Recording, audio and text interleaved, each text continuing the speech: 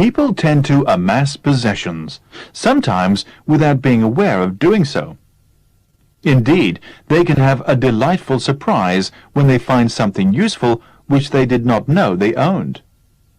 Those who never have to move house become indiscriminate collectors of what can only be described as clutter. They leave unwanted objects in drawers, cupboards and attics for years, in the belief that they may one day need just those very things. As they grow old, people also accumulate belongings for two other reasons: lack of physical and mental energy, both of which are essential in turning out and throwing away, and sentiment.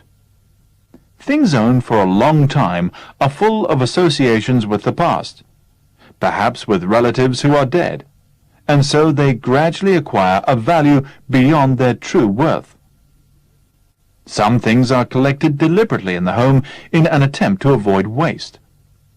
Among these I would list string and brown paper, kept by thrifty people when a parcel has been opened, to save buying these two requisites. Collecting small items can easily become a mania. I know someone who always cuts sketches out from newspapers of model clothes that she would like to buy if she had the money. As she is not rich, the chances that she will ever be able to afford such purchases are remote, but she is never sufficiently strong-minded to be able to stop the practice. It is a harmless habit, but it litters up her desk to such an extent that every time she opens it, loose bits of paper fall out in every direction. Collecting as a serious hobby is quite different and has many advantages.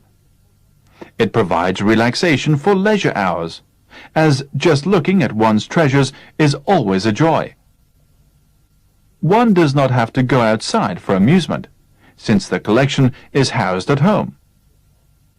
Whatever it consists of, stamps, records, first editions of books, china, glass, antique furniture, pictures, model cars, stuffed birds, toy animals, there is always something to do in connection with it, from finding the right place for the latest edition to verifying facts in reference books.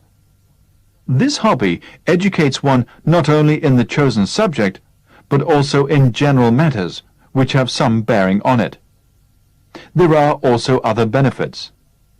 One wants to meet like-minded collectors, to get advice, to compare notes, to exchange articles, to show off the latest find.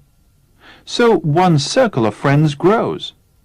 Soon the hobby leads to travel, perhaps to a meeting in another town, possibly a trip abroad in search of a rare specimen, for collectors are not confined to any one country. Over the years, one may well become an authority on one's hobby, and will very probably be asked to give informal talks to little gatherings, and then, if successful, to larger audiences. In this way, self-confidence grows, first from mastering a subject, then from being able to talk about it. Collecting, by occupying spare time so constructively, makes a person contented, with no time for boredom.